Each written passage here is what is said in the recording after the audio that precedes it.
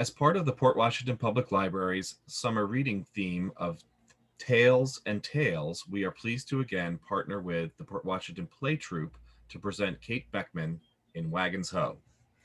Have you ever wondered what it was like to travel in a Conestoga wagon across the United States like the early pioneers? Well, here's your chance as Kate shares her experiences as a performer with the show troupe on the Bicentennial Wagon Train pilgrimage to Pennsylvania. So get ready to saddle up and travel on a wagon train in celebration of our nation's 4th of July.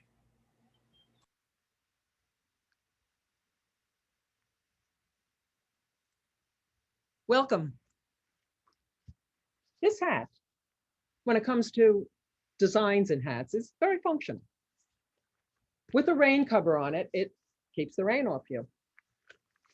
Remove the rain cover, and with the wide brim, it really protects you from the sun.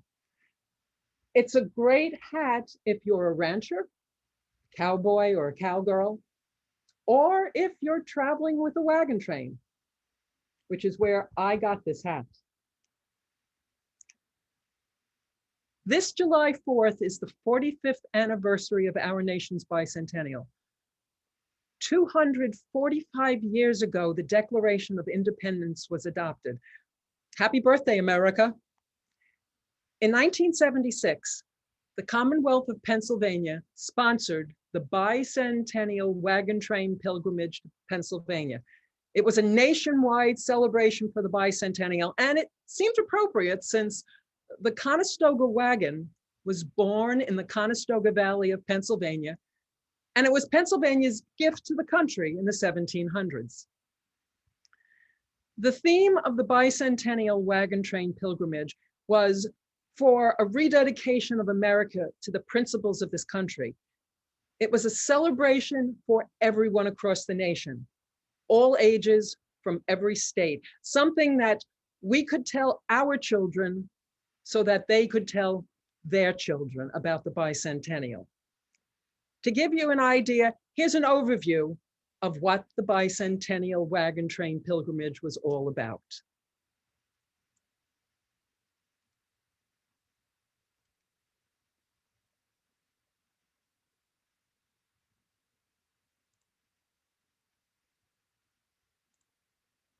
This company at this time for you is the company that traveled with the Southern Colonies Wagon Train, starting in Florida. This will be their 118th performance of the show. And they've asked me to tell you that they are dedicating this show to you tonight on this special July 4th.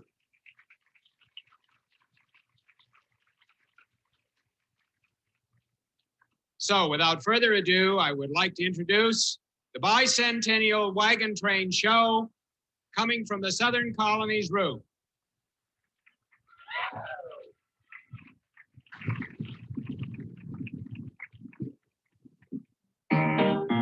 Ladies and gentlemen, welcome to the Bicentennial Wagon Train pilgrimage. From the people of Pennsylvania to the people of the U.S., we bring you what everybody needs: a song, a dance, a laugh, and some more songs. We're happy to share this day with you so your children can tell their children. It's the Transcontinental Bicentennial Review. Jubilee Joe, Jubilee Joe, Jubilee Joe. Surely you've heard, surely you know Jubilee Joe. When he plays on the banjo sweet melodies, folks swear they must be hearing birds in the trees. But it's just Jubilee Joe, Jubilee Joe, Jubilee Joe. Making you sing, making you dance, making you go. He's got everybody swaying to and fro. That's Jubilee Joe, Jubilee Joe, Jubilee Joe. Here, let's introduce ourselves. Peter Henning, Carol Phillips, Mel Black, Kathy Beck, and Ronald Raymond Byron. We're having a great time singing, dancing, playing music. It's good to be here today. Meeting people, they come in all sizes, seeing country, a lot of surprises. Put the ham in us and examine us. You'll get to know that old Jubilee Joe. Jubilee Joe, Jubilee Joe, Jubilee Joe. Surely you've heard, surely you know Jubilee Joe.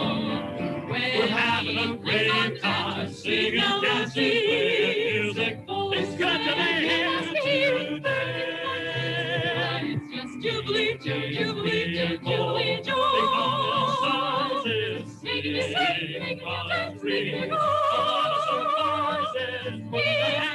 Everybody's doing to and fro. Jubilee Joe, Jubilee Joe. Keep singing Jubilee Joe, Jubilee Joe, Jubilee Joe. Keep singing Jubilee Joe, Jubilee Joe, Jubilee Joe. Yeah! Thank you. Thank you.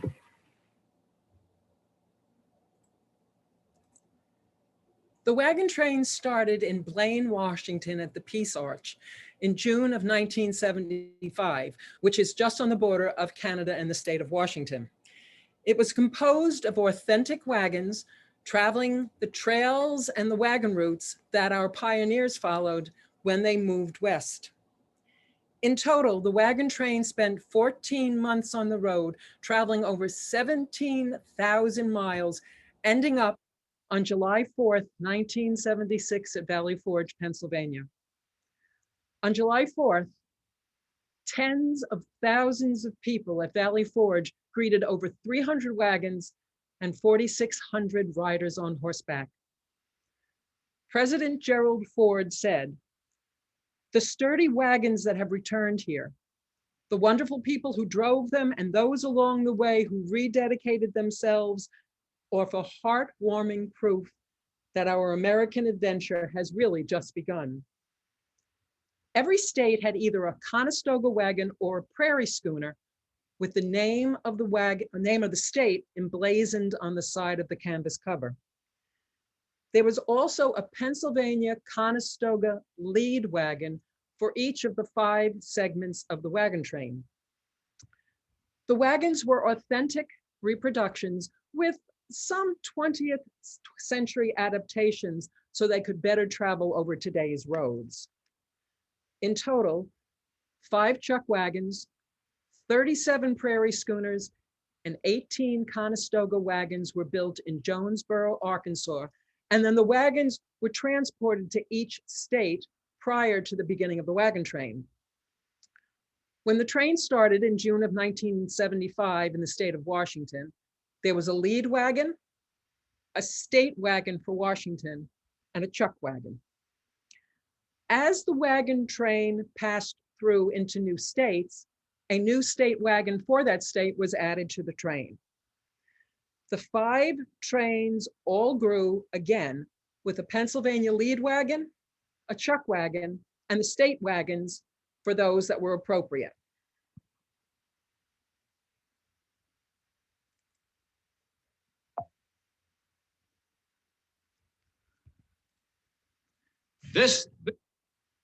This gives you an idea of what a Conestoga wagon looked like. Conestoga wagons were larger, heavier, and were designed to carry freight. They were often pulled by a team of oxen of anywhere from 6 to 10 animals. Now over here, this you can see it's a smaller wagon. This was a prairie schooner. It was lighter and smaller, and the team was often 6 or less. Here's a close-up of what a Conestoga wagon looked like. And this is what the Pennsylvania lead wagon looked like for each of the 5 segments of the train. In comparison, you can see off to the side, here's the state wagon for Nevada, and it was a prairie schooner. If you saw the train on the road, this is what you might see. You can see in the beginning, we have some of the state wagons. Here's Florida. And it goes back and back until finally some of the independent wagons and the individuals that joined us. What'll happen is the train went through each individual state, wagon buffs, horse clubs, individual wagons, riders on horseback, people would join the train. Sometimes they traveled just for the day. Sometimes they traveled with the train for a couple of days until they finally got out of reach of their home base. And some people dropped everything and rode with the train all the way to Valley Forge. By the fall of 1975, nine Northwestern states were on the Oregon, Bozeman, Lewis and Clark, and Mormon trails traveling east to Valley Forge. And this gives you an idea of what the map was like with all the different routes of the 5 segments of the wagon train. Now, a typical day consisted of traveling about 20 miles. After all, you were traveling by horse and wagon. And following the trails of the early pioneers meant we too had to cross waterways. So in Council Bluffs, Iowa, some of the wagons boarded river barges. And these were from the Northwestern states. Southwestern states joined them 200 miles downstream, down south at Independence, Missouri. And they used the Ohio, the Missouri, and the Mississippi rivers. And you can see on the map here, this marks the water route of those wagons that traveled by river barge to Pittsburgh, Pennsylvania. Pittsburgh, they again traveled by land all the way to Valley Forge. The river journeys were testimony to the use of the navigable waterways in the country, and we still use them today. And actually, it made the trip by river, those wagons that traveled on the 6-week barge route, they actually made about 40 miles a day. So they saved time and energy. And what happened, whether you were on land or traveling by river barge, people would line the sides of the streets, the riverbanks, to watch the wagon train pass. It was an unusual sight for the 20th century. If you were traveling on the river barges, the barges would dock each evening at a river port, and that's where the celebration for the evening would take place. By spring of 1976, wagons from all 50 states were on the roll towards Valley Forge. The southern states started traveling in January of 1976, and that's where I started. My train was the southern route of the 13 colonies, and we started in Orlando, Florida on January 31st. My train, on the train that I was with, we traveled through Florida. We then crossed over into Alabama, Georgia, South and North Carolina, Virginia. My train went through Washington, D.C., and you might have noticed some of the pictures in the slide presentation of Washington, D.C. Then we went into Delaware and finally on into Valley Forge, Pennsylvania. Each section of the wagon train had a show troupe that performed an original musical celebration at each evening's festivities. 5 show companies set out from California, Washington, Texas, Florida, my company, and Maine. The combined companies gave an estimated performance to over 6 million people over the course of the Bicentennial Wagon Train. The Wagon Train show, the original musical show that we presented, was commissioned by the Lieutenant Governor of the Commonwealth of Pennsylvania, and it was designed to be the showpiece of the nation's bicentennial celebration. The show was produced by the music and theater departments of Penn State University. It was written by Bruce Trinkley, Don Tucker, and Roger Cornish. It was directed by Manuel Duque, with technical design and support by Del Bortz, Doug Maddox, and Montez King, and produced by Doug Cook.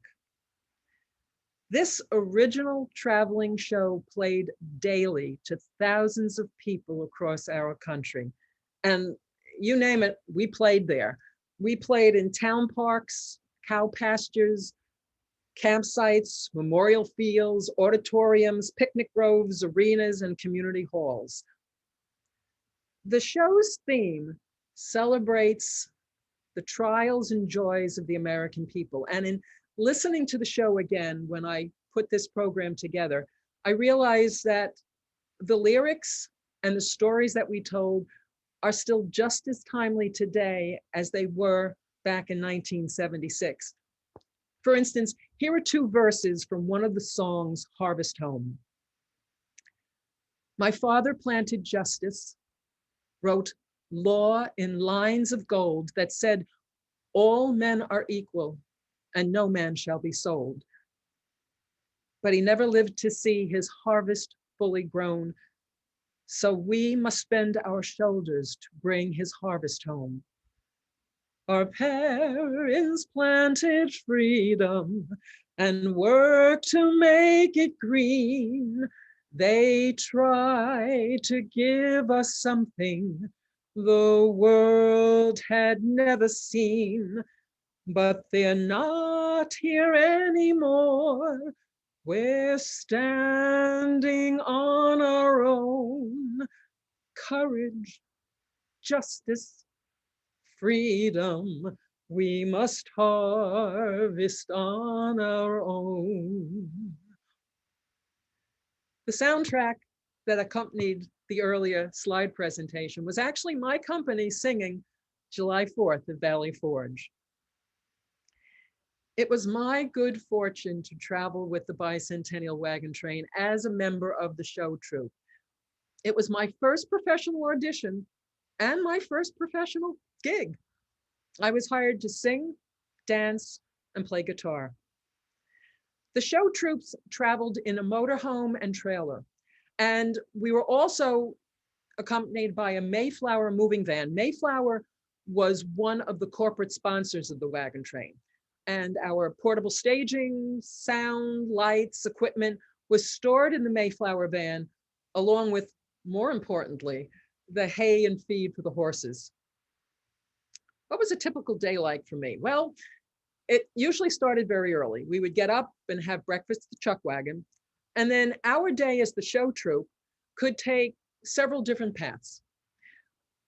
We would pack up and drive from the morning's campsite to the next evening's campsite. We would spend the day setting up the portable staging, sound, lights, doing technical checks, and sometimes rehearsals.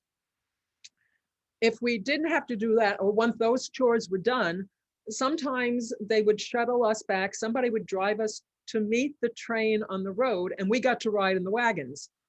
Sometimes we even got to ride in costume. And I got to tell you from personal experience, climbing into a Conestoga wagon in a long prairie dress is not easy, but you get the hang of it.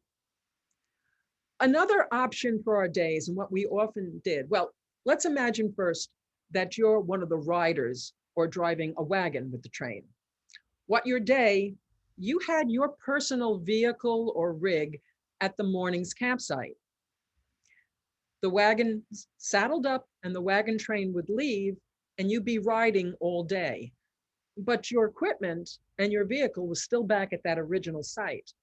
So you would ride with the train, you would get into the new evening's campsite, and first and foremost, the horses were always taken care of first.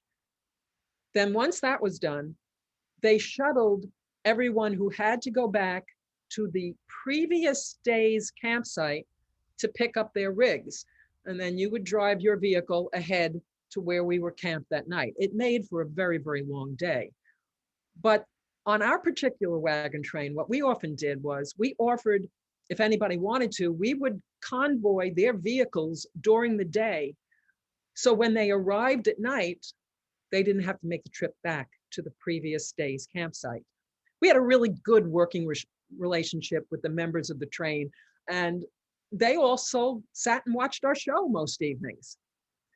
All right, so once everyone is settled, it's dinner time, and the communities, oh, there was always an amazing meal that the communities had been planning for months and months and months for the arrival of the wagon train. We experienced Such great food and hospitality and meeting people from all over the country. We'd have dinner. And then for those of us in the show troupe, we got into costume and we did the Wagon Train show in the evening. Now, the evening's festivities would not only be the Wagon Train show, but you might have local entertainment. There'd be speeches, rededication ceremonies, and such. When it was all done, we would talk with people that were there. It was so interesting to talk to people from all over the country, and they wanted to hear about our experiences well on the train. And then it was time to get out of costume, strike or take down all the equipment, pack it into the Mayflower van. And sometimes we sat around a campfire, relaxed, and that was the end of a day. And the next day, it started all over again. Now, occasionally, we did get days off and we got to do some sightseeing. And I'll never forget, Memorial Day of 1976, I got to go through Colonial Williamsburg. Now, here are 2 letters that I wrote to the elementary school students at Covert School while I was on the train. March 3rd, 1976. Greetings from the Bicentennial Wagon Train pilgrimage to Pennsylvania. This segment of the wagon train that I am traveling with began in southern Florida on January 31st. Throughout February, we have wound our way through Florida, averaging about 20 miles a day. 20 miles gives us a full day of traveling, since the horses and wagons travel about 3 to 4 miles per hour. We will be encamped tonight in a field in a town, Westville, Florida. It has a population of 313. Our wagon train at present has 2 wagon masters who are women, 3 scouts who help keep everyone together and check the paths we travel, and finally, anyone who would like to ride on horseback with us. 3 wagons make up the train: a Pennsylvania state lead wagon, a wagon for the state of Florida, and a chuck wagon. All the wagons are authentic reproductions of the ones our forefathers went west in. There have been a few minor changes made in the wheels so that they may travel easier on today's roads. The Pennsylvania state lead wagon is a Conestoga wagon, and the other state wagons are prairie schooners. Whenever we cross into a new state, we add a state wagon for that state to the train. This Saturday, we will enter Alabama, so we will add an Alabama state wagon to the wagons already in our train. Our day begins very early. Everyone gets up about 5 or 5:30 a.m. so that the horses may be fed. They must eat 2 hours before we leave. We eat breakfast after the horses about 6:30 a.m. By 8 a.m., everything is done. Wagons ready, horses hitched up and saddled, and the wagon train gets underway when the call, "Wagons ho!" is given. The wagon train travels all day towards the next encampment, stopping to have lunch and take breaks. Many people come out to see the wagon train when it arrives, and sometimes there is even a parade. Once again, the horses are taken care of first. They are rubbed down, watered, and fed. Next, we share a delicious meal with the people of the community who have prepared it for all of us.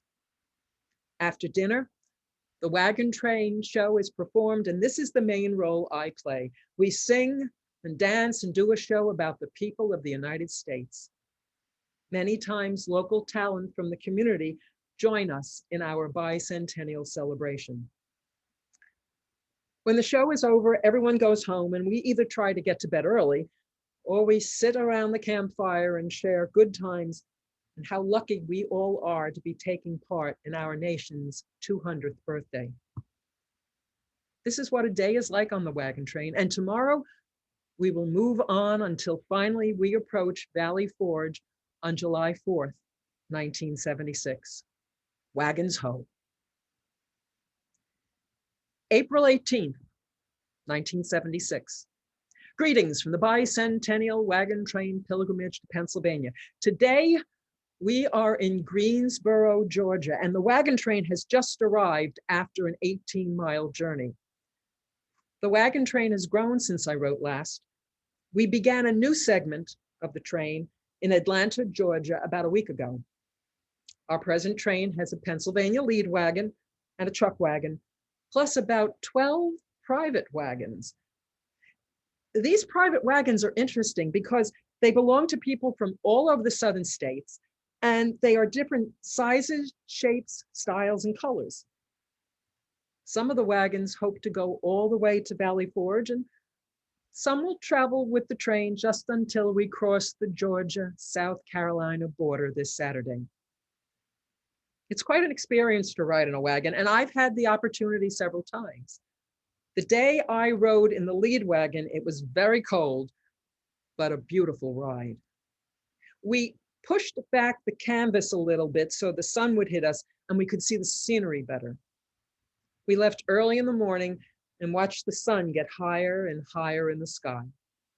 Our ride that day took us over a bridge which crossed a huge lake. Another day I rode in a hay wagon, which instead of being pulled by a team of horses, was pulled by a team of mules. There was only a board for a seat and there was no canvas cover. Both wagons I have ridden in were comfortable, for wagons that is. It is amazing to think that this is the mode of transportation that our forefathers used to cross this country. I want to thank the students who wrote letters to me. I really enjoyed reading them, and it's always good to hear from friends at home while on the wagon train. Take care, and my best to everyone at Covert School. Wagons home. Now, here are a few remembrances written by others who traveled with the wagon train in different capacities. A Tribute to the Horses by Sandra Cabot. Of all my wagon train memories, good and bad, the thing that will stay with me is how our horses gave up everything to get us to Valley Forge. Without the strength, patience, and endurance of the horses, the wagon train could not have been successful. Day after day, the horses, Pat, Mike, and Daffy, did their job. There were many times when I could not have blamed them if they had kicked or bitten someone, but they never did. Their patience with the crowds was beautiful. Many times my heart jumped to my mouth as I watched some child or adult come up at a water break and give one of the horses a slap, not realizing that with their blinders on, the horses weren't able to see them and could have kicked or jumped. It didn't take long for our horses to get attached to their wagon. In only a few days, they knew which wagon was theirs. One day in New Jersey, Pat and Mike stayed in camp as their wagons pulled out, and I had all I could do to keep them from breaking loose and going with it. It really upset them to watch it go.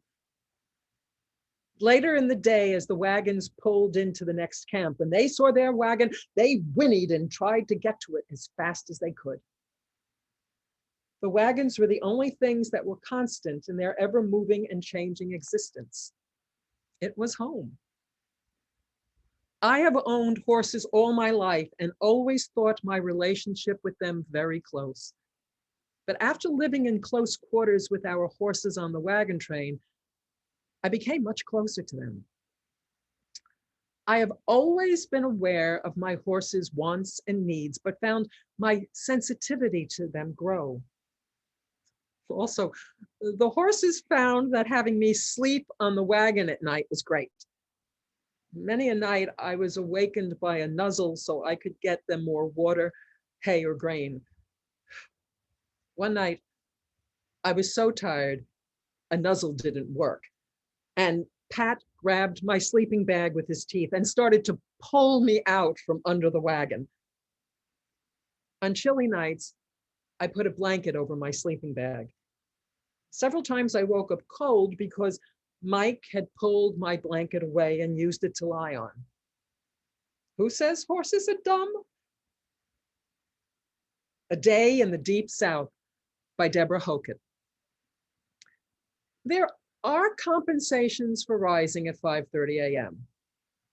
One is seeing the sunrise. Another is hearing the sounds of a wagon train waking up. The teamsters are feeding and watering the wagon teams. The other riders are caring for their mounts. Soon the smell of breakfast wafts over from the chuck wagon, and not much later, chatter from that way indicates most of the camp members have found the breakfast. By 7 a.m., the teams are harnessed, the scouts have lined up the riders, and the wagon master begins another day on the way to Valley Forge. As advance coordinator and assistant wagon master, my day usually consisted of seeing the train off and then driving 3 or 4 encampment sites ahead to check last-minute details. I would get back to the train by an hour or so after they're encamped and make sure everyone knew when and where supper would be served and where showers were available and what was expected by the local coordinators in welcoming ceremonies. The wagon train show would be introduced, and usually all the train personnel would stay to watch it, though we'd seen it numerous times. The show was the type of performance that just grew on you. Without a doubt, the show was one of the most powerful facets of the train's efforts to renew the American spirit on its trek back to the cradle of liberty. Some of the best times around the campfire were after everyone but the train personnel were left. We sat around on bottom upturned buckets, the ground or logs. We laughed and talked and tried to outdo each other's tall tales and made jokes about the events of the day or how individuals reacted to them. For example, the tornado at Talladega, Alabama. When my horse broke loose with the thunder and lightning, Lawrence knocked on my camper door, opened it, handed me the reins and left. Jeannie, our registrar, recalled. I lay there in my sleeping bag trying to figure out how to get my jeans on and hold my horse at the same time. Most everyone was asleep by 9 or 9:30 p.m. because 5 a.m. rolls around especially early after 9 to 10 hours in the saddle or driving a team of mules. The wagon train was made up of a wide spectrum of people, just as the wagon trains that rolled across the plains to settle our country years ago. But we're moderns. We had to return to responsibilities in the real world when the train arrived in Valley Forge. But with us went cherished memories of a great adventure, enough to last a lifetime. School Marm Heads East by Carol Delsman. When I left Oregon City, Oregon on July 4th, 1975, I had no idea how far I would make it on the wagon train or how long my money would last. I only knew I had to try. From Oregon to Fort Laramie, Wyoming, I was an independent. From Fort Laramie to Valley Forge, I had a job as an outrider for the lead Oregon wagon, which earned me food for myself and feed for my horse. The first few days on the train were confusing because I was not familiar with the routine, but after only a couple days of travel, I knew I would somehow make it to Fort Laramie, if not all the way to Valley Forge. It's hard to explain the feeling. The train had a kind of magic about it which held people spellbound. More often than once, I saw people leave their homes and their jobs to travel with us. If nothing else, the wagon train restored my faith in people. One small settlement I'll never forget was Cecile, Oregon, with a population of 6. We arrived there hot and tired in the late afternoon. They were planning a barbecue for us at which they expected 500 people. We laughed because we were out in the middle of nowhere. but a total of 1,300 people came. They had bands singing and street dances. Though this incident made a great impression on me, it was not unlike the reception we received everywhere. For the most part, the people who traveled on the wagon train had few things in common. They came from all walks of life, age groups, and parts of the country. We had our problems. But as we crossed this country, the wagon train was the only home we had, and the people were our only family. And the bond formed between us that will last a lifetime. Adjusting to Pioneer Life by Denise DeFreitas. Whatever disadvantages wagon travel in the 20th century may have, it is an excellent way to see the country. Traveling by car, you never really get to see the land in depth. People, scenery, and buildings whiz by too fast to stick in your mind. Traveling by wagon allows you to observe the country inch by inch. There is a sense of community one doesn't find in an automobile. You have a chance to study the architecture and planning of different towns, as well as time to talk to the people who live there. Often we saw the same people 3 or 4 days in a row. They drove the 15 or 20 miles to our campsite each night. Sometimes we knew them on a first-name basis by the time they had made their last trip. That was the real fun of the wagon train, meeting so many wonderful people. We are grateful for the hospitality we received all along the Great Lakes route, from the great potluck dinners to the small favors many people went out of their way to do for us. If sometimes the going got a little rough, the excitement in so many ways and faces made it that much easier. Through talking and seeing so many of my fellow countrymen, I realize Americans everywhere are thoughtful, concerned, and as curious about the future as they are proud of the past. Without them, the Bicentennial Wagon Train could not have happened. And now that it is over, it is my hope they share the spirit that made it possible. For if we in any way helped rekindle the faith that made America, our purpose is fulfilled. We Had to Go by Clarice Lindstrom. It all started January 18th, 1976, with a letter which read in part, "Dear Sis, we saw the California Conestoga Wagon start its trek to the Bicentennial reunion in Pennsylvania right after the Rose Bowl parade. What a beautiful sight. If the wagon train gets near your part of the country, be sure to see it." In February, we received a newspaper from my cousins in Lander, Wyoming, describing the wagon train and the events which followed at Jackson Hole. A couple of my cousins joined the train at this point and rode with it part way across Wyoming. They also advised that we see the wagons as they came through the Midwest. That did it. I got on the phone, called Milwaukee, Madison, and finally the tourist center, and was told the Great Lakes section would be coming through Kenosha. By the time my husband came home, I had arranged for a leave of absence, the house and livestock were taken care of, and financial arrangements were made for the trip. You see, wagon trains are a part of my heritage. Ever since I was a little girl, I heard my mother tell us stories of how she and her family went by covered wagon from Walla Walla, Washington to Lander, Wyoming, where they homesteaded. It has always been a dream that someday I too could travel in this way. Here was a chance to have my family represented in a wagon train from coast to coast. I resolved not to let this opportunity slip by. Of course, at first, my husband, Bob, thought I was crazy. But before long, I had him convinced to go. So on a chilly morning in May, my sons, Dale, 16, Dwayne, 13, and I started off on horseback to the call of Wagons home.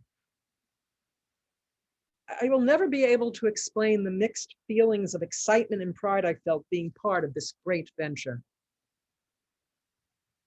Our wagon master was a lean, tall man with weather brown skin.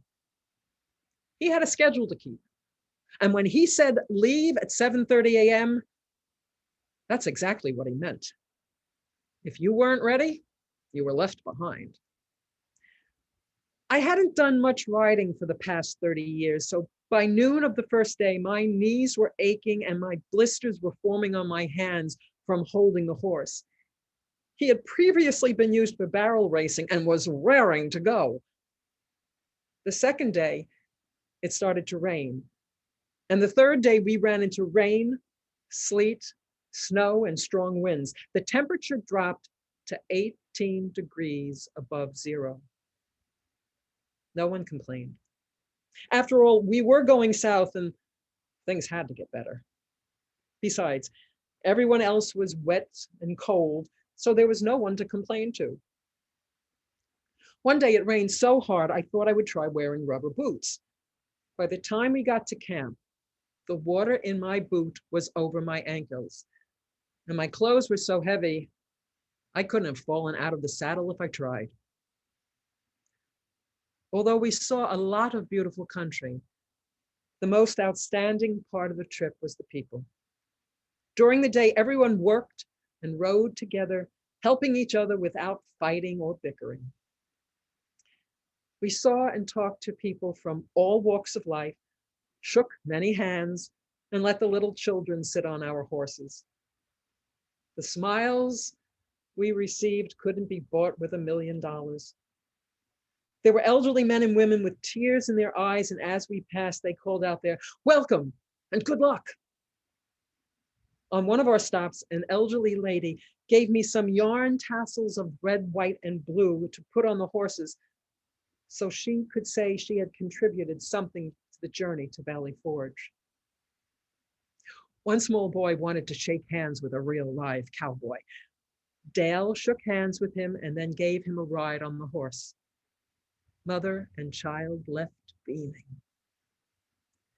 Excitement and anticipation mounted as we neared Valley Forge. On July 2nd, everyone was looking forward to meeting of all the wagon trains and going through the memorial arch at Valley Forge as one big train. We got into camp fairly early, cleaned our tack, bathed the horses, and got our clothes ready for the big day. As we left camp the next day, we were a beautiful sight. Flags unfurled, outriders by each wagon, horses stepping proudly. Would I do it again? You bet. I'll never forget the sight of the wagons with their flags waving as they rolled up and down hills, around curves, smell of campfires, and sounds of people laughing and singing. Where else but in America could you join such a pilgrimage? These readings bring back fond memories for me. It was always exciting to watch the wagon train pull out in the morning, to see it on the road during the day, and to watch it arrive in camp in the evening. It was a thrill to perform professionally, but beyond that, there was the thrill of seeing this country up close and personal, of meeting so many people, their hospitality, the mementos, the food. At one stop, a woman came up to me and she gave me this beautifully hand crocheted Afghan and asked me to use it on my journey to Valley Forge. She had one request. She asked that when I arrived in Valley Forge, would I send the Afghan back to her? And she gave me the postage in the box because she wanted to have something so she could say it was something that traveled with the Bicentennial Wagon Train pilgrimage. It was such a thrill to be a part of the train's arrival at Valley Forge on July 4th and to be part of the bicentennial in that way. It was a once in a lifetime experience. In the official souvenir for the Bicentennial Wagon Train pilgrimage, it said that the bicentennial of American independence would be an indelible experience for the members of the show troupe. It was, and still is. So, happy birthday, America, and happy 4th of July.